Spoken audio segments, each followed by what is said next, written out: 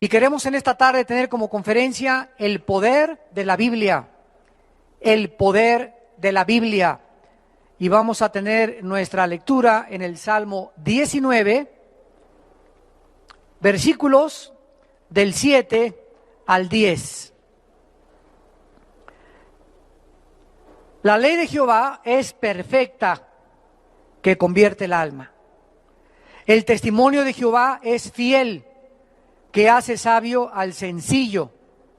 Los mandamientos de Jehová son rectos, que alegran el corazón. El precepto de Jehová es puro, que alumbra los ojos.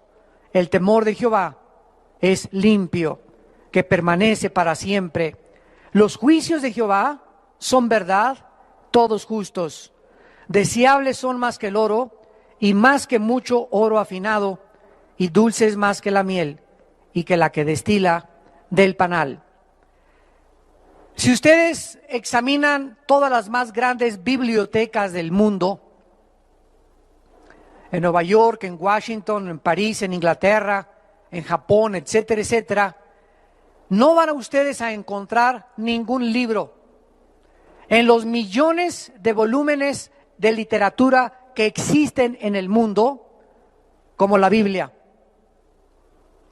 Porque la Biblia es un libro único, inigualable, incomparable a cualquier otro libro, inclusive los religiosos, como el Ramayana, el Popo, los Vedas, el Mahajanivana Sutta de Buda, el libro del Mormón, etcétera, etcétera, porque la Biblia es incomparable.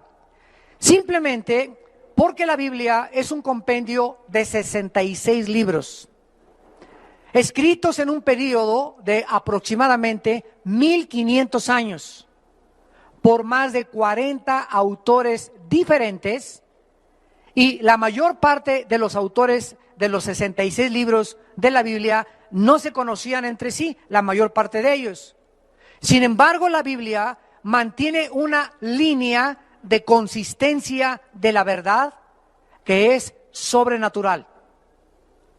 Aparte de esto, la Biblia es el libro más antiguo de la humanidad en registros científicos, arqueológicos, antropológicos, geológicos, astronómicos, biológicos, psicológicos, genéticos, etcétera, etcétera.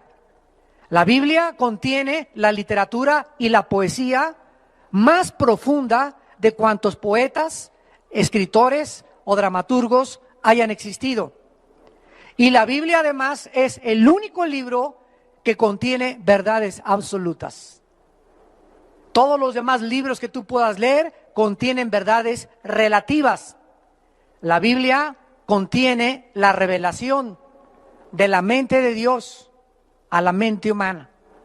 La Biblia contiene las verdades más profundas que el ser humano pueda necesitar para saber y contestar las tres preguntas que ni la filosofía, ni la religión, ni la ciencia te pueden contestar. La Biblia es el único libro que nos dice de dónde venimos, quiénes somos y a dónde nos dirigimos. La ciencia jamás podrá decirnos el origen, porque para que sea científico tiene que ser repetitivo. La ciencia jamás nos podrá llevar al pasado y decirnos la Tierra se inició o comenzó, o el origen de la vida o el origen del universo fue así. La ciencia solo puede hipotetizar, especular, filosofar, divagar en diferentes presuposiciones filosóficas, porque la ciencia se ocupa solamente de la observación. A través de los fenómenos alrededor, los mete a un tubo de ensayo, analiza de lo que observa. La ciencia no puede remontarnos al pasado, porque para que sea científico tiene que ser repetitivo. La Biblia es el único libro que nos dice el origen del universo, cómo se originaron todas las cosas, cómo se originó el ser humano. Y como la ciencia no puede penetrar en el pasado, la ciencia ha inventado la famosa teoría del Big Bang, que venimos de los changos, que somos el resultado de una selección natural, de un proceso evolutivo, etcétera, etcétera. Los científicos también inventan. Entonces no significa el que sean teorías que sean científicas. Dentro de la historia de la literatura y la filosofía, repito, no hay nada que se pueda comparar a la Biblia. Nadie hasta el siglo XXI en que vivimos nosotros, ningún dramaturgo, ningún escritor, ningún filósofo, ningún presidente, ningún estadista, nadie se ha atrevido a decir hasta este momento, este libro es mejor que la Biblia. Tú dile a tu maestro, a cualquier persona rétala a que te muestre un libro que supere a la Biblia. En literatura, en poesía, en historia, en geografía, en ciencia, en revelación, en profecía, etcétera, etcétera. Oigamos algunos comentarios de grandes hombres de la Biblia. San Agustín de Hipona dijo: para todas las enfermedades del alma, las Sagradas Escrituras ofrecen el único remedio. Ama las Sagradas Escrituras y te amará la sabiduría. Hegel, el filósofo alemán, escribió: para el cristiano, la Biblia es la que toca todas las fibras de su corazón e imparte firmeza en sus convicciones. Yo, aunque no soy cristiano, no he encontrado profundidad de pensamientos y filosofía como en las Sagradas Escrituras. Abraham Lincoln, presidente en Estados Unidos, escribió en su diario: creo firmemente que la Biblia es el mejor libro que ha existido y que existe y que existirá. Es el don más grande que Dios le ha dado a la humanidad. Todo el bien que emana de la persona del Salvador Jesucristo se nos comunica a través de las páginas de las Sagradas Escrituras. George Washington, el primer presidente de Estados Unidos, dijo en su primer discurso en Washington: es imposible que un gobernante se atreva a gobernar sin tomar en cuenta a Dios y a las Sagradas Escrituras. Immanuel Kant, otro filósofo que introdujo la razón pura, dijo: la Biblia para el pueblo es el mejor beneficio que la raza humana haya experimentado. Todo intento de desprestigiarla es un crimen contra la humanidad. Isaac Newton, el gran físico matemático, dijo: existen más señales de autenticidad en la Biblia que en la historia profana de la humanidad. Esta es la razón por la cual Jesucristo es mi Señor y Salvador. Isaac Newton era cristiano, Blaise Pascal era cristiano, Luis Pasteur era cristiano, y la mayor parte de los científicos antes del siglo XX fueron cristianos. Pero no fue hasta el siglo XX cuando surgieron el mayor número de ateos.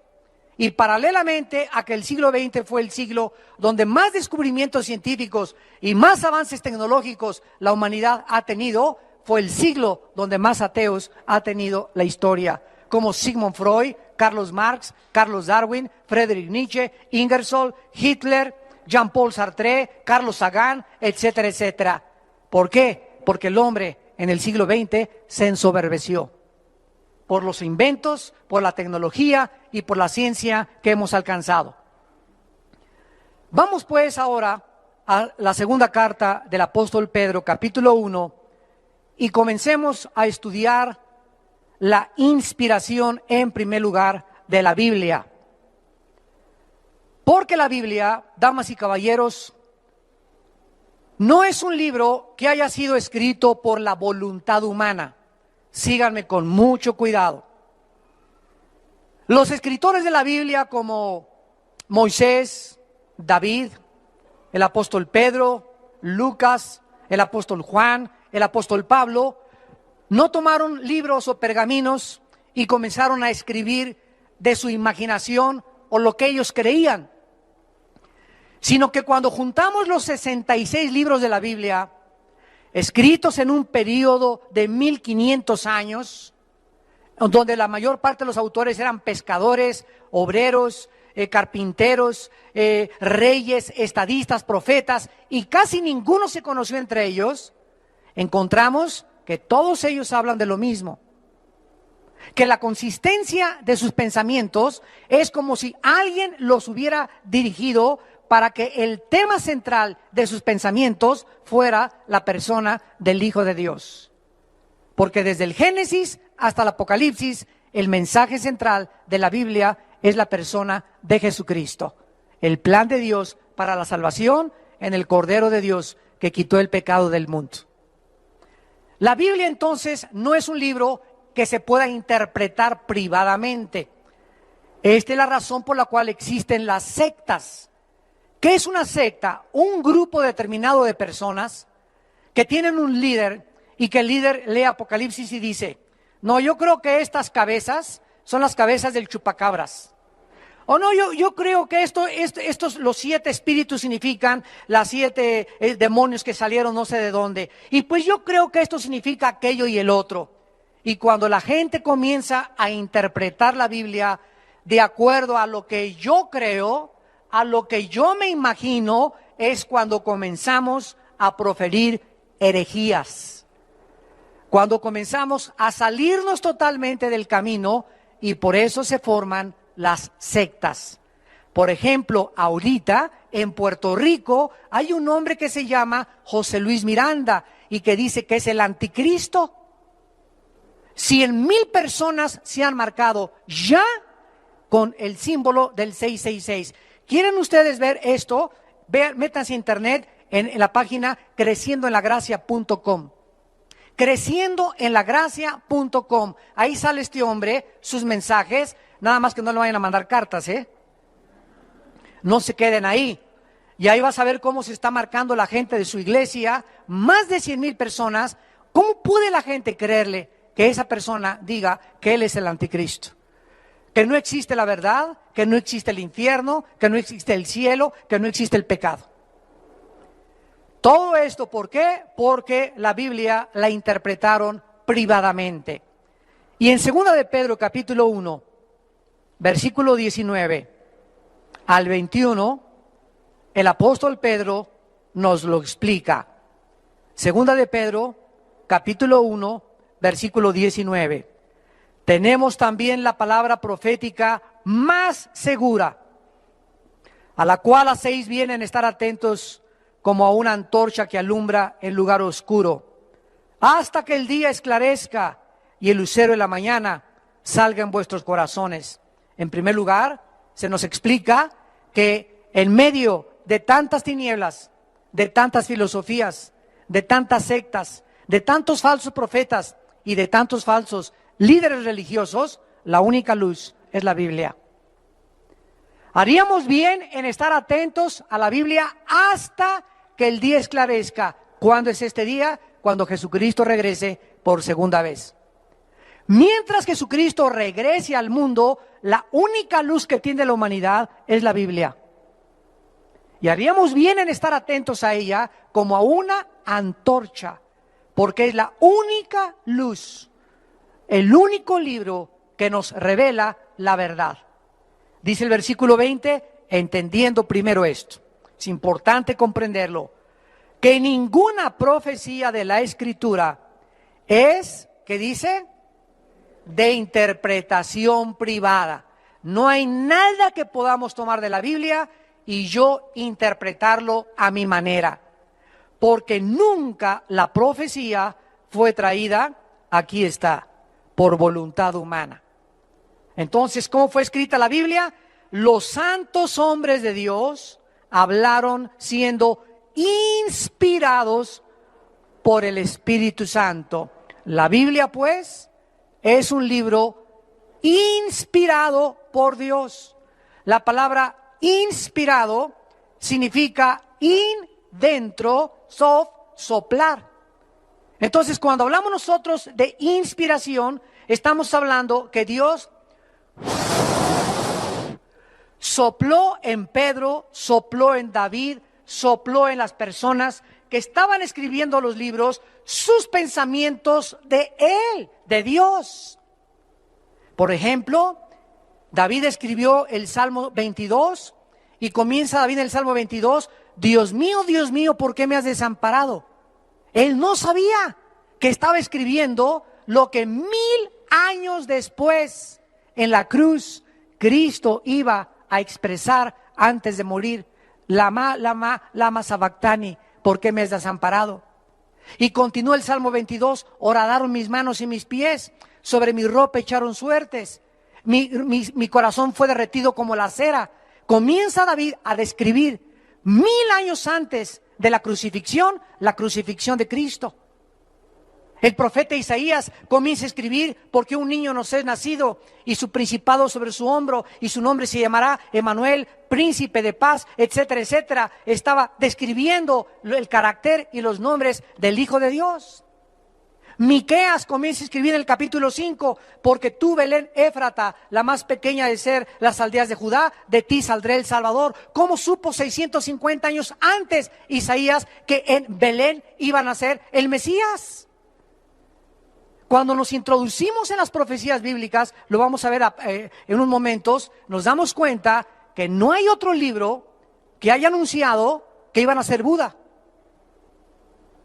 que iban a ser Mahoma, que iban a ser Walter Mercado, que iban a ser tu gurú, o el Dalai Lama, o David Koresh, o Jim Jones, o el fundador de los mormones, o el fundador de los testigos de Jehová, o el fundador de los sabáticos. Pero la Biblia hablaba claramente el futuro que vendría el Hijo de Dios, con claridad de detalles. La Biblia no fue traída por voluntad humana, sino los santos hombres de Dios hablaron inspirados por el Espíritu Santo. Y esto significa, en tercer lugar, que la Biblia, para que la podamos interpretar, necesitamos al que la escribió. ¿Verdad? ¿Quién es el autor de la Biblia? El Espíritu de Dios.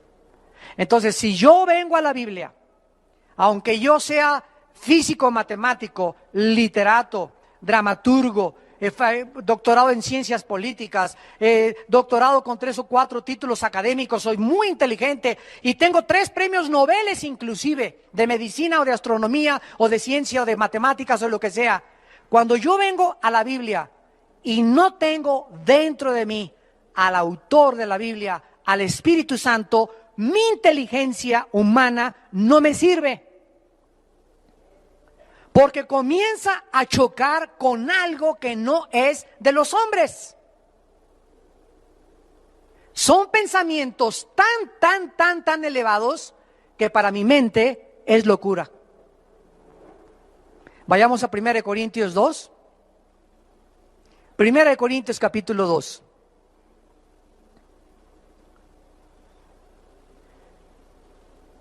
Y dice el versículo 10 en adelante, 1 Corintios 2, versículo 10 en adelante: pero Dios nos las enseñó. ¿Eso dice? La Biblia se revela. La Biblia viene a la mente humana por revelación. Miren, la mente humana tiene un límite, porque somos finitos. Por eso Friedrich Nietzsche, Jean-Paul Sartre, Adolfo Hitler y los grandes ateos se han vuelto locos al final de su vida, porque no entendían a Dios y lo querían entender con su mente.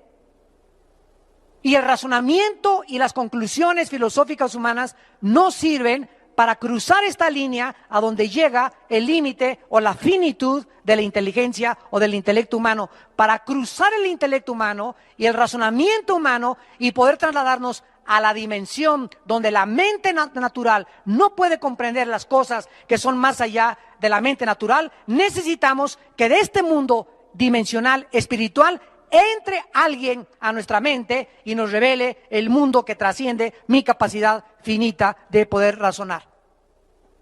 ¿Capisce?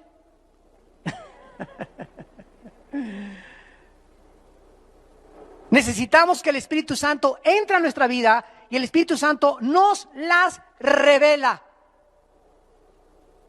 Todo es por revelación. Dios nos las reveló a nosotros por Einstein. ¿Eso dice? Dios se la reveló a los tontos, nunca a los brutos. ¿Eso dice? Dios nos la reveló a nosotros por el Espíritu, porque el Espíritu todo lo escudriña aún lo profundo de Dios. O sea, el Espíritu Santo que inspiró la Biblia y le sopló los pensamientos y guió la pluma de los escritores de la Biblia, es el único espíritu de los millones de espíritus que existen en el universo y en el mundo invisible. Es el único espíritu que conoce la verdad.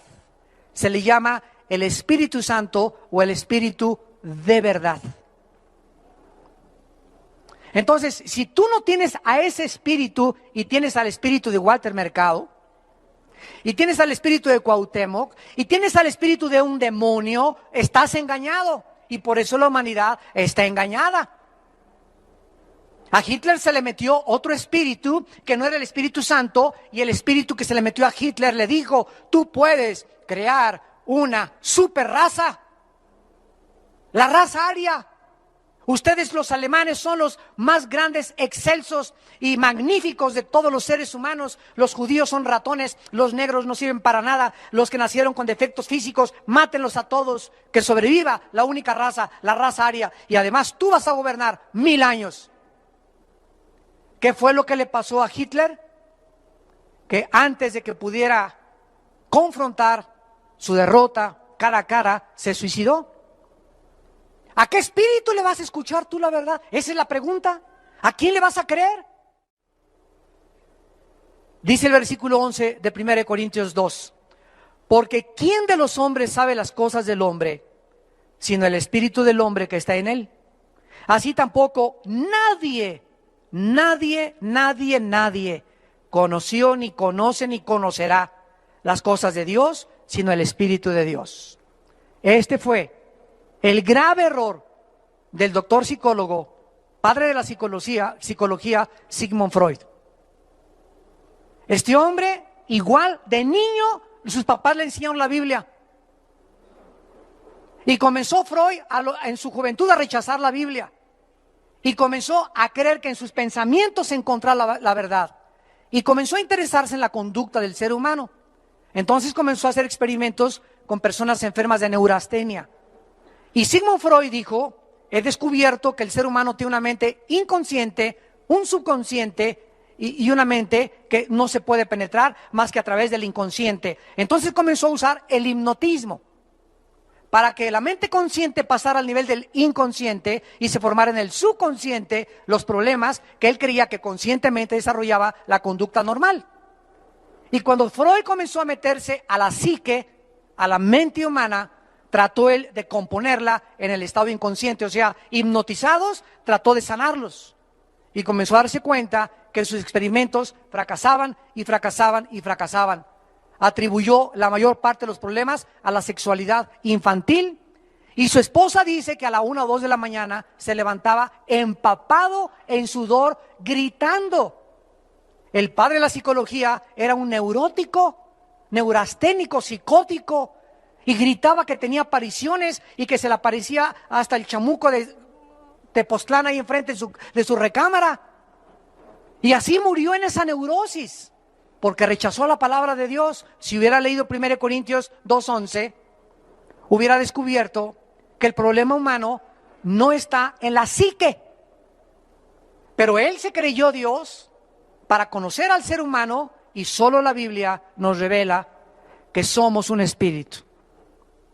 Tenemos un alma y vivimos dentro de un cuerpo, porque solo el Creador nos puede decir y revelar de qué estamos hechos. Si tú tienes un carro Volkswagen, no vayas a la Ford a preguntarles cómo hicieron el Volkswagen, porque ellos no van a saber. Si quieres saber cómo hicieron el Volkswagen, pregúntale a los que diseñaron, a Fernando Porsche, que fue el primero que diseñó los Porsche y los Volkswagen en 1942 en Alemania. Si quieres preguntar a los carros Ford, pregúntale a Henry Ford, que fue el que inventó el primer modelo carro Ford en 1902-1903. Si tienes dolor de muelas, no vayas con el ginecólogo. Y si tienes un problema mental, no vayas con el psiquiatra ni con el psicólogo, ven con Dios.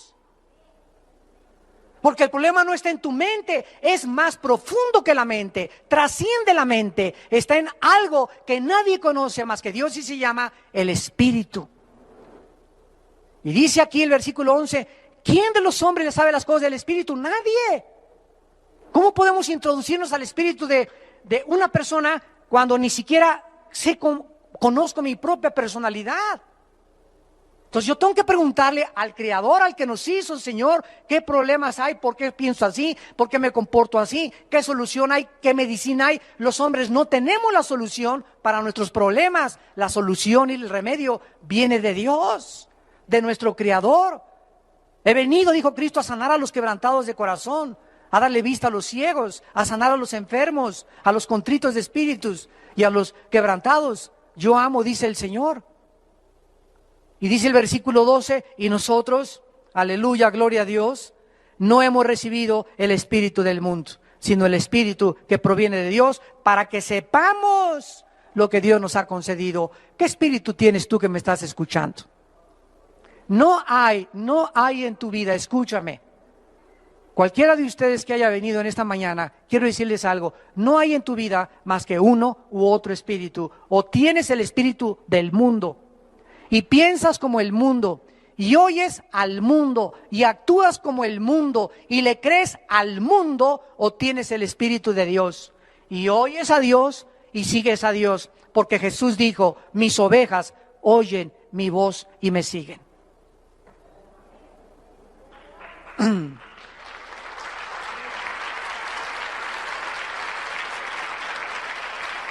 Ahora el versículo 14, que es el que nos atañe y compete, dice así, versículo 14, pero el hombre natural en la Biblia es aquel que no tiene el Espíritu de Dios, el que tiene el espíritu del mundo. El hombre natural no percibe las cosas que son del Espíritu de Dios, porque para él son locura y no las puede entender. Porque se han de razonar, dice, no, dice se han de discernir. Y por eso escuchas tú en la televisión y en Discovery Channel y en History Channel y los comentaristas en televisión y aquí la Biblia. Yo no entiendo cómo puede un Dios justo mandar matar a los cananeos, y esto es una contradicción, y aquí la Biblia yo no entiendo que el infierno, y comienzan a tratar de atacarla, agredirla, porque el hombre agrede y ataca lo que no entiende. ¿Por qué no la entienden? Porque no tienen al Espíritu de Dios. Y creen que con su mente intelectual y sus conocimientos científicos y literarios pueden ellos interpretar y conocer los pensamientos de Dios. Pero para ellos es locura, porque las cosas de la Biblia no se razonan, se tienen que discernir. Escribe la palabra discernir. Significa distinguir entre la luz y las tinieblas. Discernir significa distinguir, es una capacidad espiritual para poder distinguir entre el bien y entre el mal, entre la luz y las tinieblas, entre la verdad y entre el error. Entonces llega una persona y te dice, yo soy homosexual. ¿Y qué? Gobierno, respeten mis derechos, háganme una ley por favor para que me pueda casar con Pepe. Y el gobierno, híjole, aquí la mayoría, y ya son como 10,000, ¿verdad? En México, y si hay votos vamos a tener que contar con ellos, vamos a modificar esto porque nos conviene arreglar esto. Y comienzan a legislar cosas que van en contra de la moral de Dios. Y esta persona te dice, es que tú no puedes a mí juzgarme, yo soy homosexual. Y es mi estilo de vida y me tienes que respetar porque así nací. Eso es lo que le dice su mente. Yo a estas personas les contesto y les digo, ve y párate un espejo y bájate los chones y ve qué te dice el espejo. ¿Y qué te va a decir el espejo? Que eres hombre. Entonces fíjate, el espejo te dice un mensaje, eres hombre. La mente te dice que eres mujer. ¿A quién le vas a creer? ¿A la realidad o a la irrealidad de tu mente? La mente te engañó por un demonio que te hizo creer que eres mujer. Dile al demonio, no es cierto, soy un hombre. El espejo me dice que soy hijo de Sansón.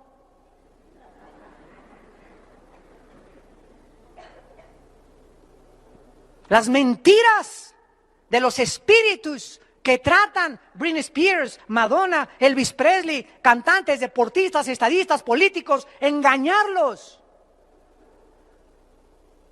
y distorsionar totalmente los pensamientos que Dios tiene para nuestra vida. Dios me dice, eres hombre, te crié con órganos masculinos reproductivos para que seas viril, para que seas no macho, ¿verdad? Sino para que seas una persona que puedas velar por tu familia, para que te puedas enfrentar a la sociedad. Te di capacidades que a las mujeres no les di. No trates de hacer así las manitas cuando te puse manos duras. Ni camines quebrado, camina como soldado. Pero algo en tu mente te ha hecho creer que camines como aleluya, como alelí, que doblen las manos como mariposón.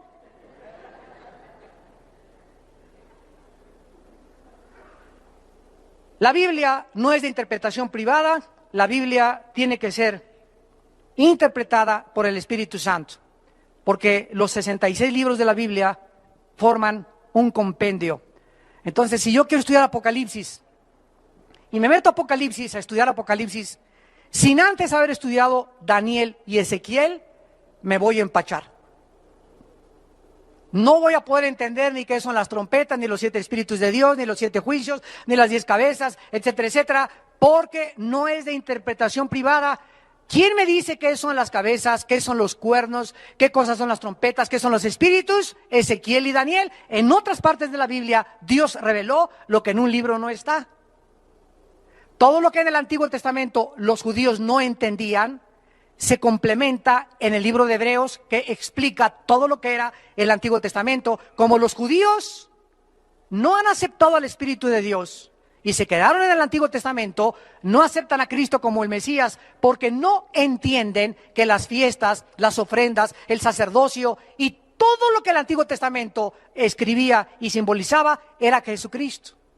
Pero cuando se conviertan y reciban al Espíritu Santo, el Espíritu Santo nos quita las vendas y nos permite ver la verdad.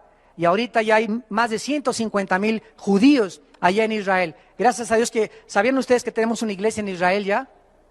Desde hace 2 semanas ya tenemos iglesia Vida Nueva para el Mundo en Israel. Gracias a Dios.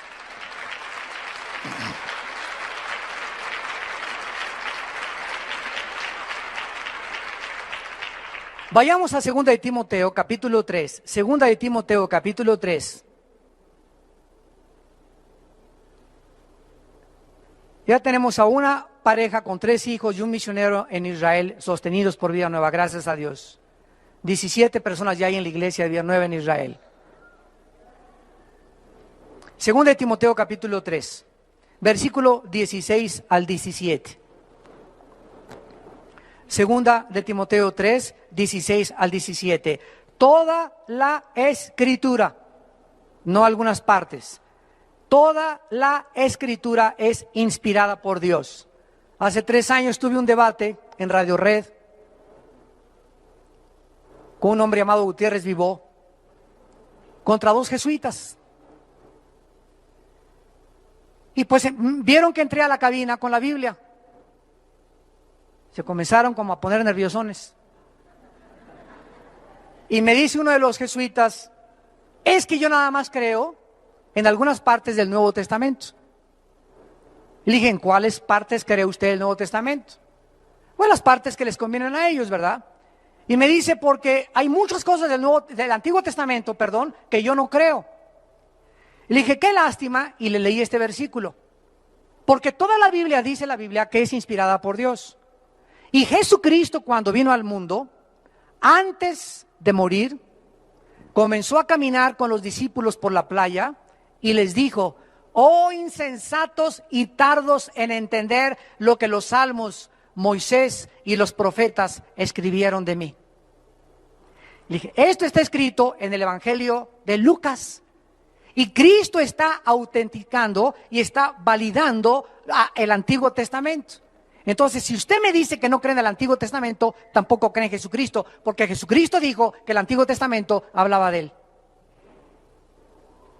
La gente habla lo que no sabe.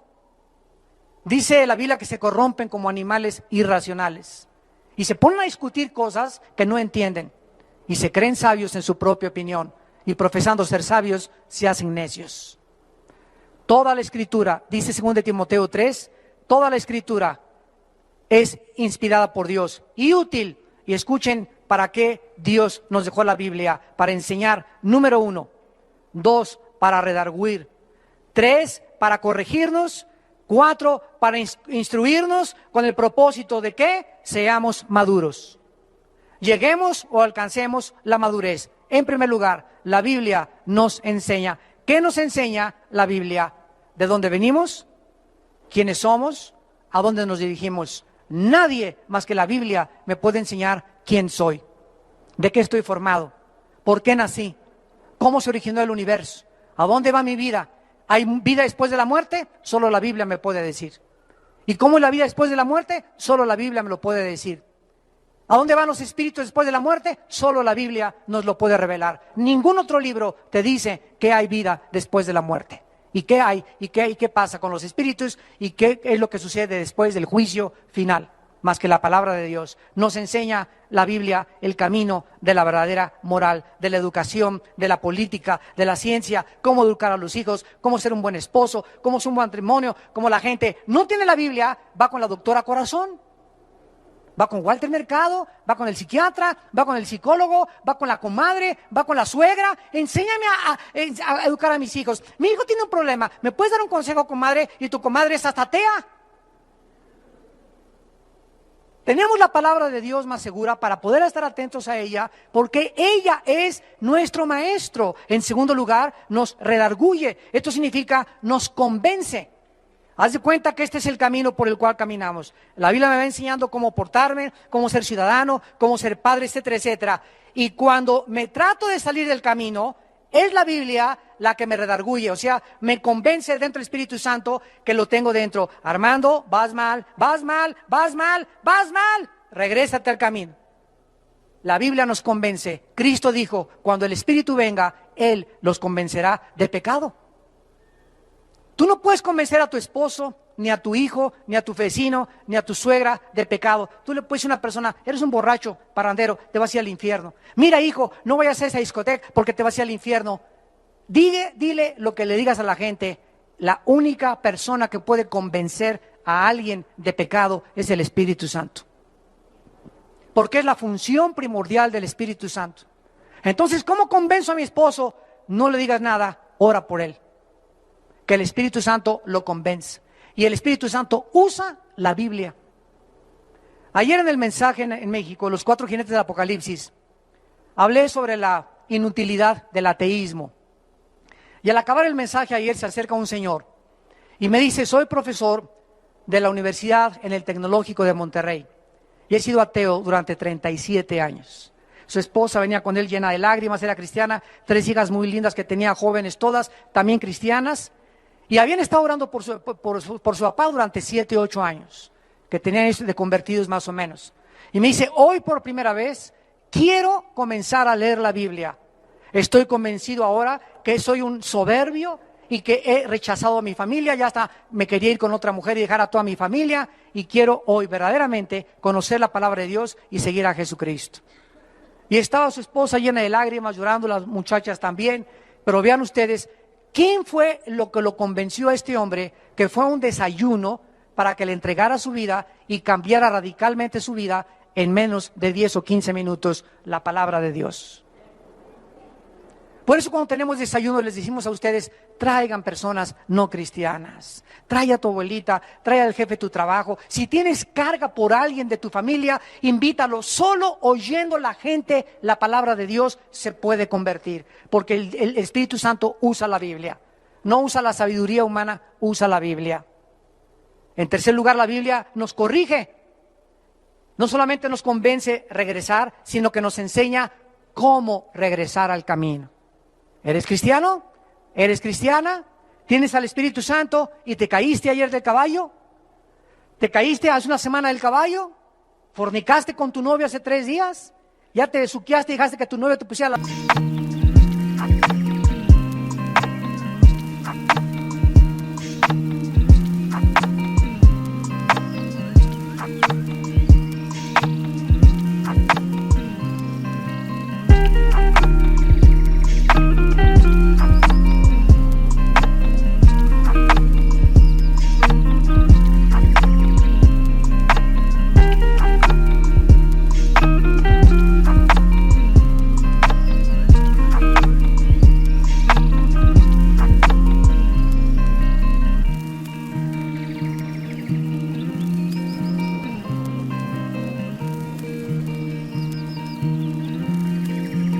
manos en tu cuerpecito? ¿Ya pecaste? ¿Ya viste pornografía? La Biblia te dice cómo regresar a Dios. No te quedes llorando ni lamentándole. Confiesa tus pecados y la sangre de Cristo nos limpia de todo pecado. No te quedes ahí tirado como Judas, que se pegó un tiro y se suicidó. O digo, perdón, se ahorcó.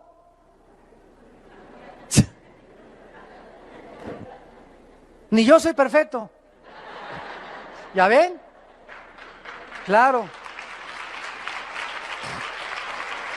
En cuarto lugar, dice la Biblia, en cuarto lugar, que nos instruye, no solamente nos convence para regresar al camino, nos redarguye cómo regresar al camino, sino que nos instruye, o sea, nos enseña cómo mantenernos en el camino. Ya que regresaste, ya que le pediste perdón a Dios, ahora Jesús te dice en esta mañana, no te sueltes de mi mano. Te caíste y te fuiste y pecaste porque te soltaste de mi mano. Porque separados de mí, nada podrán hacer. Veamos en penúltimo lugar el poder de la Biblia, porque la Biblia no solamente no fue escrita por hombres de su propia imaginación, fue inspirada por Dios, nos enseña, nos redarguye, nos corrige, nos instruye, pero también la Biblia nos transforma interiormente. Segunda de Corintios 3, versículo 18. Hoy en la mañana, en el mensaje que les di acerca del quebrantamiento, les dije lo siguiente: todos hemos nacido con una concha, con una caparazón. Les dicen a muchos el caguamo. Como tortugas así, traemos algo que no queremos que la gente se asome a mi vida secreta, a mi vida interior. A mi esposa no le quiero revelar realmente lo que yo siento ni lo que yo expreso porque tengo miedo que me lastime. Porque tal vez mi ex esposa o mis otras 3 maridos anteriores me lastimaron y comenzamos a protegernos de que ya nadie más se acerque a nosotros, ya no podemos darle la amistad a nadie porque al que le di la amistad me traicionó, y comenzamos a tratar de construir una concha para que ya nadie se acerque ni conozca nuestros sentimientos. Y esta capa, este caparazón, Dios lo va a tener que romper. Porque Dios no puede trabajar en tu vida mientras tú no tengas una apertura y puedas decirle claramente a Dios: Señor, no tengo miedo de volver a amar. Mis otros 3 maridos y mis 5 mujeres anteriores me traicionaron, etcétera, etcétera. A mi sexta mujer, a mi sexto marido, lo voy a volver a amar. Y si él me quiere volver a traicionar, o si ella me quiere volver a ver la cara, es un asunto con ella y contigo, Señor. Pero yo nunca quiero perderme la facultad que tú me has dado de amar. Porque cuando amamos es cuando somos felices. Y el amor no es interesado, el amor no tiene envidia, el amor no es indecoroso, el amor no busca lo suyo, todo lo sufre, todo lo espera, no guarda rencor. Entonces, no necesitas ser feliz si te aman o no te aman. Tú puedes, aunque no eres amado, ser feliz, porque nuestra felicidad no depende del que nos ama, sino de Dios. Y si tú sabes si Dios te ama y la gente no te ama, no dependes para ser feliz de la demás gente. Porque toda la vida serías infeliz, porque estamos rodeados de lobos, de coyotes y de hienas, y de mazacuatas y cascabeles. Por tanto, según de Corintios 3:18, nosotros todos, mirando a cara descubierta, como en espejo la gloria del Señor, somos, ¿qué dice? Transformados de gloria en gloria, en la misma imagen como por el Espíritu del Señor. Vean ustedes, mirando, al mirar la Biblia, no dice mirando Calimán, ni las telenovelas, mirando con un espejo la gloria en la Biblia. Al mirar la Biblia, al leer la Biblia, al meditar la Biblia, al memorizar la Biblia, algo internamente está sucediendo en tu vida y en mi vida. Y esto, algo que está sucediendo, cada vez que leo la Biblia, que la oigo, que la medito, me está cambiando, me está transformando. La palabra metamorfosis, cambio de forma internamente. Por afuera cada vez más canas, más arrugas, el corazón late menos, el hígado, los riñones, por afuera todo se está deshaciendo. pero por dentro, dice la Biblia, nos estamos renovando, transformando, porque pronto nos vamos a salir como los gusanos y como el gusano de seda y la mariposa de este caparazón, y el cuerpo viejo tirado se va a quedar en la tumba, y aquel que estaba siendo renovado va a salir para volar eternamente con el Señor. Imagínate cuando mueras no puedas ni hacer así, porque nunca transformaste, nunca cambiaste tu vida interior, siempre, y siempre amargado, y siempre con problemas, y nadie me hizo feliz, y nadie me quiere, y no me rechazan, me dicen Anita la huerfanita. Y nunca entendiste lo que dice en 2 Corintios 4, versículo 7, ahí mismo. En el versículo que sigue, el capítulo que sigue, 2 Corintios 4, 17, pero tenemos este tesoro en vasos de barro para que la excelencia del poder sea de Dios y no de nosotros. Y dice el versículo 16 y 17, por tanto, no desmayamos. ¿Tienes al Espíritu Santo? ¿Tienes al Espíritu Santo? ¿Saben ustedes cuál es una de las indicaciones que una persona tiene al Espíritu Santo? No se rinde. No se da por vencida. Ya te cachetearon, ya te traicionaron, ya te calumniaron, ya te abandonaron, ya te dejaron, sigues en tu caballo. Tututum, tututum, tututum, tututum, tututum. Y te vas cayendo en el caballo y te subes otra vez al caballo. Y te andan tumbando el casco de la salvación y te lo vuelves a poner otra vez. Y se te cayó la fe, lo recoges otra vez. Un soldado nunca de Dios, nunca se queda en el suelo. Porque el espíritu que Dios nos ha dado no es un espíritu ahí está. No tenemos miedo a la vida. Es verdad que muchas veces tememos y nos desanimamos, pero no nos dejamos abatir por el desánimo y desmayados, y ya no puedo, y me dicen Gutierritos, ya no voy a hacer nada en la vida, yo de aquí ya no me voy a levantar, ya no voy a encontrar nunca esposo, ya nunca voy a encontrar novio, ya me dicen Betty la fea.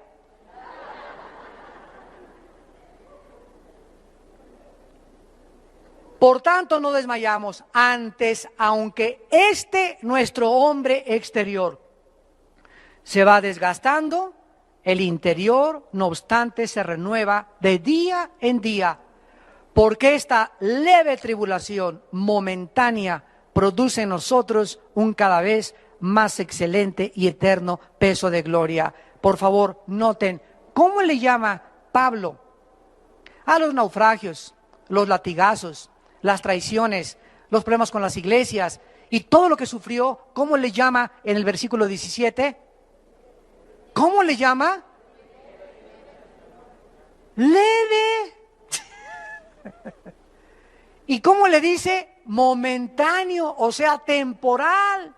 Todo lo que nos ha pasado y lo que nos falta por pasar es leve y temporal comparado con lo que nos está esperando. Y en lugar de que las cachetadas y las desilusiones de la vida y las calumnias de la vida y los golpes de la vida y las decepciones de la vida nos hagan decir está produciendo en nosotros, al contrario de lo que hace con la gente que no tiene el Espíritu Santo, en el cristiano lo hace cada vez inspirarle un peso mucho más grande de gloria, sabiendo que su Señor Jesucristo sufrió 100 veces más que él y resucitó a los 3 días. Y finalmente terminamos en el Salmo 19 con un pensamiento muy breve. En el Salmo 19, la Biblia tiene varios nombres. Versículo 7 al versículo 9. Se le da varios nombres a la Biblia porque no sería suficiente solamente decir Biblia. Por cierto, la palabra biblos, de donde viene la palabra Biblia, significa el libro de los libros.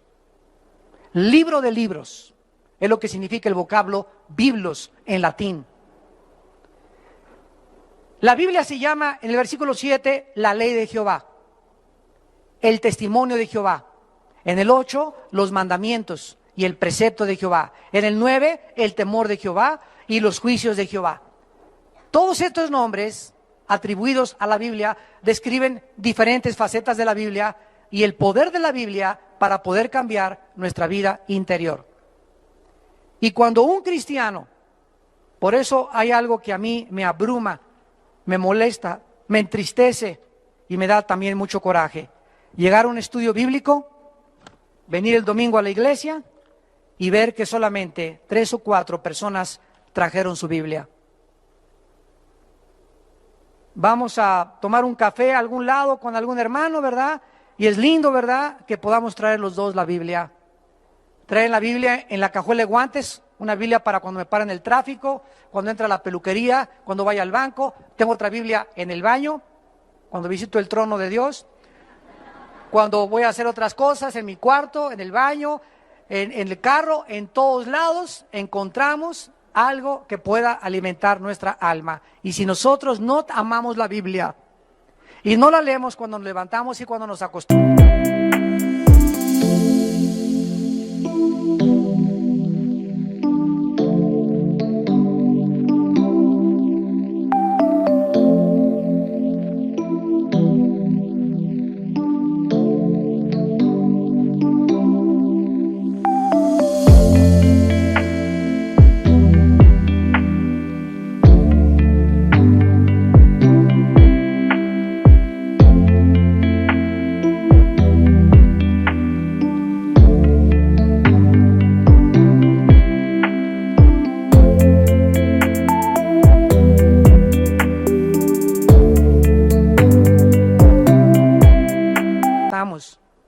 y no le damos a la Biblia la prioridad, con todo el corazón la debemos amar y meditar en ella día y noche, y no la memorizamos.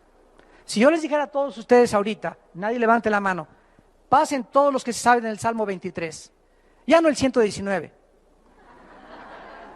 el Salmo 23 nada más, pasen y díganlo de memoria, el Salmo 23 nada más. Pasen por favor todos los que saben, cítenme 25 versículos de memoria. Díganme quién se sabe Juan 10 de memoria. Díganme ustedes, ¿cuántos de ustedes han memorizado 10 versículos del Salmo 119? ¿Cuántos de ustedes pasarían al frente? No levanten la mano. Pero examina tu corazón en esta mañana y estás jugando al cristiano. O tomas a Dios en serio y tomas su palabra para que el poder de la palabra te pueda transformar, o seguirás en el desierto muchos años diciendo cristiano, pero jamás experimentaste el poder de Dios, de la Biblia, en tu corazón. Oremos. Señor, te damos gracias porque la Biblia es perfecta. Ella convierte nuestra alma. La Biblia es fiel, nos hace sabios. La Biblia es recta, nos alegra el corazón. La Biblia es pura, no hay nada que la pueda manchar, alumbra nuestros ojos. La Biblia es limpia, siempre permanecerá. La Biblia es verdad, tu palabra es verdad, santifícanos en tu palabra. La Biblia es más deseable que el oro y que el dinero y que los millones de dólares, y mucho más deseable que el oro afinado. Y la Biblia es mucho, mucho más dulce que la miel, y que la misma miel que destila del panal. Además, nosotros somos amonestados con la Biblia, y en guardar tu palabra hay grande galardón. Sean gratos, Señor, los dichos de mi boca y la meditación de mi corazón delante de ti. Oh Jehová, roca mía y redentor mío, hazme amar tu palabra más que el oro y más que cualquier cosa en mi vida, porque ella es la que me puede transformar a la imagen de tu Hijo Jesucristo. En esta tarde tal vez haya personas que aún no tienen a Jesucristo, que aún no han comenzado a leer la Biblia como debían leerla, que aún no han entendido la Biblia y ahora has comprendido por qué no la entiendes, porque no tienes al Espíritu de Dios. ¿Qué tengo que hacer? Me preguntarás esta tarde para yo comenzar a leer la Biblia y entenderla y comenzar a caminar de la mano con Dios y experimentar esa seguridad, ese poder, esa dirección, esa esperanza que mi vida necesita. Cree en Jesucristo, dice la Biblia, y arrepiéntete de tus pecados. Arrepiéntete de tus pecados, de la forma en que estás viviendo, del estilo de vida que has adoptado.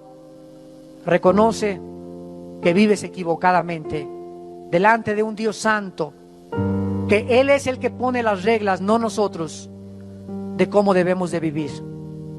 No le hagas caso a los pensamientos de cómo vive el mundo, porque no somos dioses ninguno más que Dios. Él es el legislador de la moral, Él es el dador de la ley, Él es el creador de todas las cosas, y solo Él nos puede sanar, cambiar, transformar y darnos el poder de vivir para Él. Cree en Jesucristo, que en la cruz pagó con su sangre por tus pecados y que a los 3 días resucitó de los muertos, e invítale a tu corazón con estas palabras. Ahí desde tu lugar, con tu alma profundamente dolida en este momento por el pecado, dile: Señor mío, perdona mis pecados. Creo que Jesucristo en la cruz pagó por mí y que me has dejado en la vida un manual, un libro de instrucciones de cómo vivir, explicándome de dónde vengo, por qué estoy viviendo en esta tierra y después de mi muerte, qué sucederá. Creo que tu Biblia es la revelación completa que mi vida necesita para alcanzar la madurez, para llegar a la estatura de un varón perfecto, a la estatura de Jesucristo. Te pido, Jesús, que entres a mi vida como mi Señor y mi Salvador, y te pido que me des el poder y la claridad de mente para entender tus pensamientos, en el nombre de Jesús. Amén. Y tú no tienes que salir por esa puerta como entraste. Tú puedes salir en esta tarde tocado por el Espíritu de Dios. La Biblia dice: cuando oigas mi voz, no te endurezcas. Es Jesús el que te está invitando a que vengas a Él. No te invito a ninguna religión, te invito a que vengas a una cruz donde Él dio su vida por ti y donde Él quiere entrar a tu vida y transformar tu vida a través de la Biblia. Alguien más, antes de irnos y despedirnos, quisiera ponerse de pie y salir con Jesucristo en su corazón. Alguien más.